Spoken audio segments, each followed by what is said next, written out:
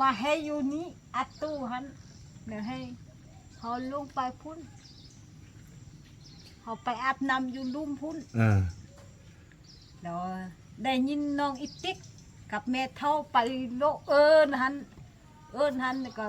เล็บไปหุ่นยางไปหุ่นออกไปหุ่นเอินไพ่ว่าเอิญย่างโมเมนอาเอื้อยอีเปื้องหันให้เจ้าไอ้เฟืองให้นำน้องให้สองห้าน้องชอกบอกไปเห็นเขาไปดิอยู่อัน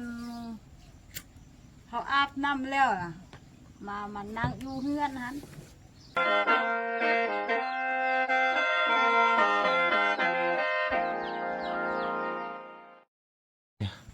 สบายดีซาลีสบายดีเลยสบายดี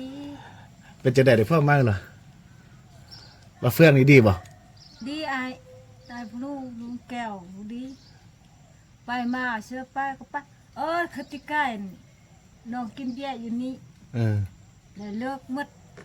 น้องก็ลงไปหุ้นน้องรีบไปอาบน้ำหุ้นรีบเดี๋ยวไอ้เปื้องหันอีติ๊กเกเห็นกับอันแม่เท่าหันเกเห็นยังเห็นมัดไปเบิ้งคอกน้ำหันก็บ่มีไปเบิ้งหื้นนั่นก็บ่มีอีเปื้องหันไปเบิ้งพุ่นก็บ่มีกลับมาอีกมาให้อยู่นี้อัดตู้หันเดี๋ยวให้เขาลงไปพุ่นเขาไปอาบน้ำอยู่ลุ่มพุ่นเดี๋ยวได้ยินน้องอิติ๊กกับแม่เท่าไปโลเอิญหันก็เล็บไปหุ่นยางไปหุ่นออกไปหุ่นเอินไพ่ว่าเอิญย่างโมเมนอาเอื้อยอีเปื้องหันให้เจ้าไอ้เฟืองให้นำน้องให้สองห้าน้องชอกบอกไปเห็นเขาไปดิอยู่อันเขาอาบน้ำแล้วมานั่งอยู่เฮือนหันแล้วก็สองห้าน้องไปเห็นเขาชอกไปเห็นเขานุ่งไปอีกเขาไปขึ้นอันอยู่น้องชาวอิติ๊กหันอิติ๊กหันว่ะโอ้บ่ต้องให้มันอายแล้วก็ลงไปอีกไปฮอดอันน้องหื้นหันน้องอัดตู้อัด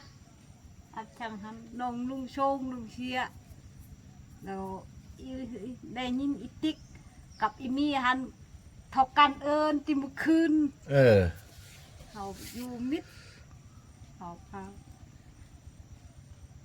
แล้วน้องอิติ๊กหันว่าแล้วน้องปตอบเข้าเอิญน่ะ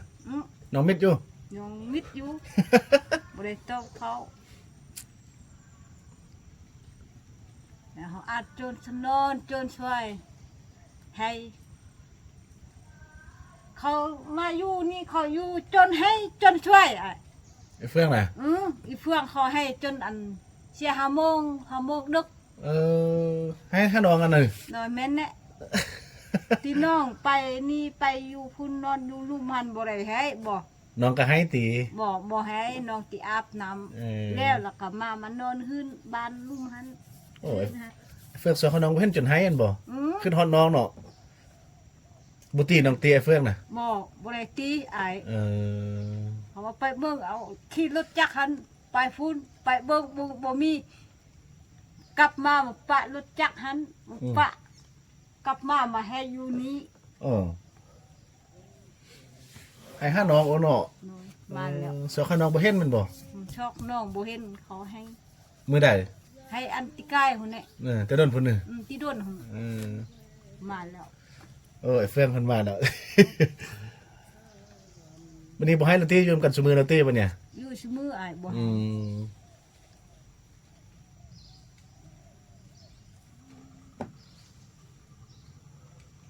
ให้5เช้าลีนึเฟืองมาแล้วเพิ่นไปบ่โทรฮับบ่ล่ะเห็นยังมันฮับใส่โทรส่งเสื้อฮับส่งเขาสงสัยมันอยู่อันนั้นบ่จะแม่นมือพี่เทไปอยู่หั่นอยู่มื้อนี้อาจจะไปพุ่นแล้วบางทีไปนอนหั่นนะส่งมันไปได้ส่งคืนไปส่งคืนนี่โทรยังติดแต่ส่งคืนไปนอน อันเก็บปูอยู่ม้อนก่อนนั่นน่ะ ค่อยว่ามันอันพ่อเมื่อวานเนี่ยเขาว่าพ่อมันมาแล้วไอ้คุณก็มา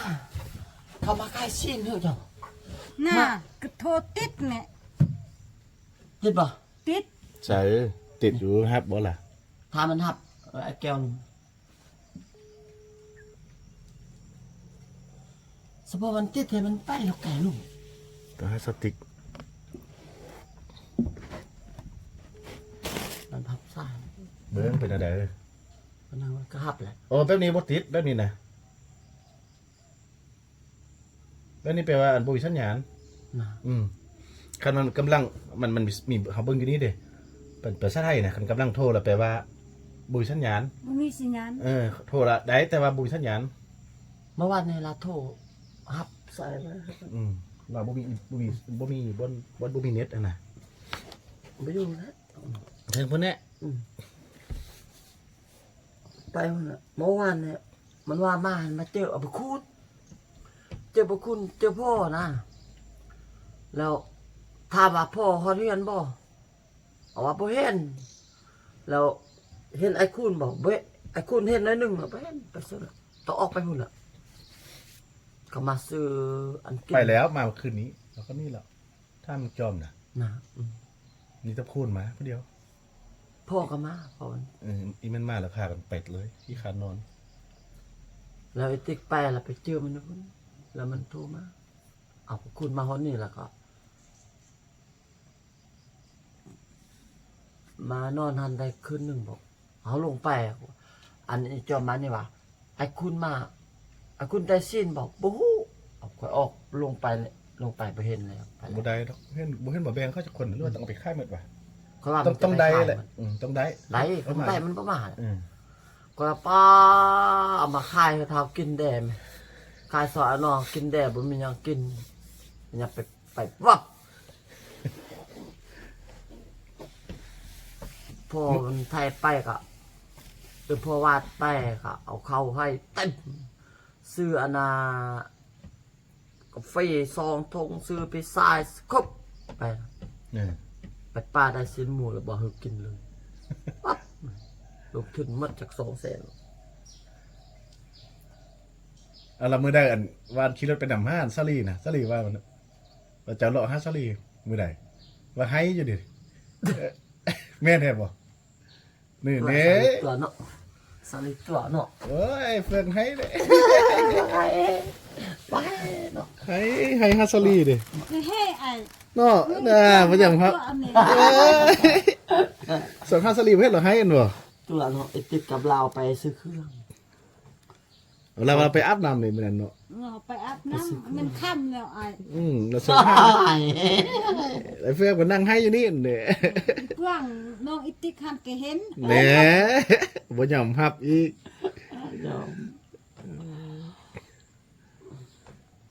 ขึ้นฮอตแฮงนี่กินแล้วขึ้นฮอตติ ตากินเบียร์มาสีลาว นี่ก็คำกดยานติ พุ่งจะกินเนาะ กินเนาะคุณ เอาเป็นอย่างไอ้จักรอันนี้ซื้อมาละควันบักลาย กินกระส่วน กิน กระซัง ไอ้จังควันได้วะ ก็ย่าง เป็นลิ้นบ่เนาะ ลิ้นติสาลิ้นบ่ได้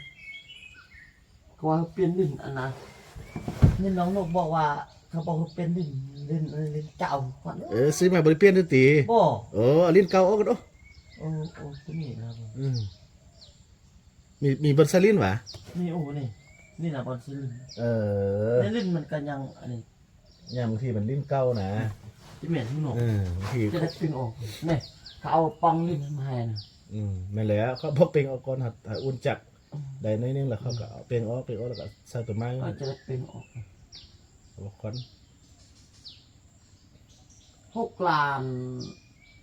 เท่าไหร่6 ล้าน 4 เราจะลุ่มในกระเตยไปติดเข้าเนี่ย บอกเขาตัดนี่ลุ่มขึ้นมาพอขึ้นเอาจากตัวนี้ไปดันสิขึ้นปักไว้เอาจากตัวนั้นดันขึ้นโบกขึ้นเลย จับมันบ่แห้งแล้วเนาะ พอดาวดันใส่หันบ่ได้เร่งเลยคอยก็ได้แล้ว ไปให้ของ นี่แหละสรุปเฉพาะเลย แปลว่ามันคานยกคานนั่นน่ะ อันนี้ตั้งให้พี่เลยวะมีแต่เด็ก เออ มีแต่ดึกสายไฟไปอย่างเดียว นั่นน่ะ แค่เด็กคือว่ายกไปพุ่นอยู่สลบ บ่เฮาหาโจ้แล้วบ่ได้ดันออกมา สายไฟต่างกับเช่าซะนะ บ่ได้ดึงไปนะ บ่นี่นะบ่ได้ใส่ท่อใส่ได้เถอะวะ ได้ใช้แล้วได้ใช้เบิดแล้ว ยังบ่ได้ใส่สายไฟ แม่นแหละ มีแต่ต่อไปเลยละเน่งไปเพิ่นเขาติดอยู่พี่โอ้มันสิอยากไปเที่ยวไปจะพุ่น แม่นแหละอันบอกเราไปเราซื้ออันน่ะสายไฟเนาะ เออ แล้วซื้อสายไฟได้แล้วก็ซื้ออันน่ะสายยางได้นะ เออ ซื้อสายยางดำนะ เออ แต่สายยางเนี่ยไปซื้อโครง1,850,000น่ะ เออ ลงไปลุ่มบัดนี้เขาบอกว่าซื้อสายดำเลยฟังขึ้นเลยมานะ เออ ป้าเจาะแตะจะเลยจังโมง9 โมงจนฮอด3 โมงนะ มันเลิกเด้ 56 เมตร หนักว่า มาสูง ก็เลิกโอ้ เมื่อวานเราไปเจาะนำเข้าเจาะอันนี้คุณอยู่บ้านนี่ไง ผลงาม คนงามจากแมตรหนึงเลย90 เมตรขึ้น แล้ววันนี้ไปเวียงหน่อย ไม่ได้ไปเวียง Z5 หน่อยว่าไปเวียงไปซื้อรถไฟหน่อย ซื้อดอกไฟไปใส่เฮือนเลยซื้อทรายเลยเขาไปแต่เช้า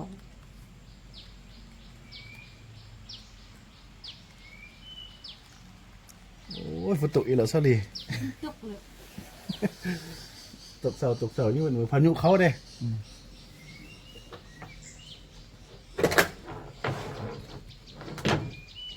เมื่อกี้สับต้องสับไปเรียนมันน้ำมันเบิดซะเอาไปปิ้งน้ำมันออกมันไล่พูดมันคือมันนำเซอร์นะมาติดจักสักมันน้ำมันมันจะออกไปซื้อฝนตก ปลามันอยู่หม้อแล้วเดี๋ยวนี้เนาะอยู่นี่หม้อกว่าตัวนี้ตัวนั้นหม้อกว่าไหม ตอนนี้หมอ ตัวพี่เอาเนาะหม้อกว่าเนาะตอนนี้ขี้ไก่ไปเติบเนาะซื้อสมัยนี้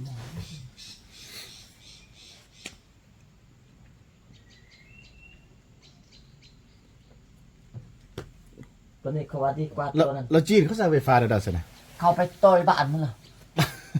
ข้ามน้ำยามตะพุ่นจุนี่แท้เขามีตัวนี้จุนี่เขาที่ แล้วพวกนี้เขามีไฟฟ้าใช่ไหมไม่ใช่ สายฟ้านั่นนี่ แล้วเขาโตแล้ววะ เขาต่อแล้วเขาต่อยพุ่นน่ะ ตัวนี้มันเขาโตใช่ไหม บอกได้เขาบอกน้องมันนำไปถามแล้วว่าบอกตัวว่าอาศัยเขาต่อยันไปได้นี่คันต่อหมอปบนี่ทางสายฟ้านี่ เอาลงมาให้แล้วกันมานี่ง่ายโอ้มันก็เท่ากับโตลงพุ่นเลยแล้วก็แล้วเถอะนำเลยใช่ เข้าไปหั่นซื้อในหลักหมอผม เห็นหลักนั่น มอยความหมุนนี่นะ อันนี้ไม่ได้ใช้มะแป้งตี ใส่โอ้ ได้ลงมะแป้งมันแพงก็7-8 หมื่นบาทพุ่นน่ะ เว้ยเขาตัวให้ ขั้นตอนข้อแทกอีกดีกว่าตีใส่ซื้อแต่ใส่ไฟขึ้นมาน่ะมันไปบ่ได้ลงเข้าได้ก็ พาจิตเมืองตะแควง อืม เขาเราเสนอว่าเขาว่าปีหน้าเทียนให้เห็นไหม ขั้นตอนไฟนี่มันก็ง่ายใส่ไฟ มืดแต่ดอกไม่แต่คืนมืด ดอกไฟ อัน เด้ ดอกพลังแสงตัดแล้วกึบแล้วมืดบัด มีแต่ซื้อบักเหล่าซื้ออันนั้นแด้อันนึงซะเดินซะอันน่ะฮอด UFO นะเป็นหมุนๆนะคืออ้างถึงตังซะนี้ช่วงตนนึงก็โอ้ยแจงแล้ว ขณะไฟมาเนี่ยใส่ประตูโคกทางอันนี้จะใส่สุดเลย เข้ามาสบาย เอ้าก็แท้ยังมาเป็นคนลุงน่ะ อยู่อันนาห้องน้ำห้องแนมยังอยู่พุ่นหรอกใส่บัดนะกันไฟมา ใส่บ่เนาะพี่ฮอนมีไฟเด้อ เอาส่งนี่ครับส่งไปได้ค่ายาเด้อส่งมีแต่ส่งไป มันค่าน่ะส่งไปในส่วนเขาสิค่ายหมดอยู่ดีคนซื้อยากเด้เขาบ่งูบ่ยัง เขา ดอก เขาว่าเขาสองคนบ่ผลิต เขาคือว่าเขาเศร้าเด้นี่ฉันสิโฆษณาบ่ได้คือเด้อนะ เขาว่าคันได้ไปแท้โฆษณาเต็มที่ได้โอ้ได้ค่ายดีโอ้ใส่ให้บุญนำไปโฆษณาเวลาไปซอยคนแล้วก็โฆษณาไปนำได้ไปนำนี่เขาคิดว่าเศร้าผลิตโอ้จริงๆผลิตอยู่ยังล่าอยู่เลย เบอร์ค่อยกับบ่มีอีกจนเขามาเอาเบอร์ค่อยเนาะเบอร์เฟซเก่าค่อยเปิด Facebook หาอีอยู่หั่น มักค่อยรับไปบักค่อยแก้เฟซอันทิมเข้าก็บ่ฮู้แล้วโอ้บัดนี้ อืม เขาก็ว่าเต็งสาวผลิตโอ้เปลี่ยนเบอร์เนาะ อืม โทรหาก็บ่ได้เอาเพิ่นโทรก็บ่ได้เพิ่นโทรก็บ่ได้เอาจวนเก้าเขามักมาเนาะมายามเตอร์นี่ปลาเต็มมันน่ะ อืม เขาเอาแต่เบอร์ค่อยมื้อนี้เต็งเอาเบอร์หันออกเขาโทรก็บ่ได้มันนะว่าสุดท้ายเฮ็ดมาลำรวยเสียเงินซื้อโทรศัพท์ให้ตั้ง2หน่วยไปล่มพาแตกจับคาก็บ่ได้ถามซี่ก็ว่าให้โอ้บ่ให้ก็เศร้าวะหีลาย หายก็ซาลีสนอลีเนาะ ได้ตะเข็นตะเข็น อื่นต่อได้เบิดนั่นต่อบ่ได้ค่อยว่ามาอยู่นี้ค่อยสิเอาเป็นเมียแล้วมาอยู่นี้มาเขาเฮ็ดยุกเฮ็ดยากับมาเฮ็ดน้ำเข้าบ่มาว่ากันค่อยอยากเอาตัวเองแล้วไปปลูกเฮือนเฮ็ดตัวเองป่ายพุ่นตัวเองมาอยู่พี่ตัวเองจูพุ่นโอ้หาแต่งหยัง อืม บันจะใส่เห็ดไห่เห็ดสวนมันจะกุมกิน อืม เห็ดมันหมดปีนทุกจะตาย เอาเฮ็ดมาพอแห้งแล้วเนาะ บอนสบายไปอยากอยู่ที่เขาตายไอเรื่องนั้นคือกันเครียดคนบ่ไปหักคอตัวเอง ไปเห็ดกะหรี่ ไปน้ำแม่บนนำฮะ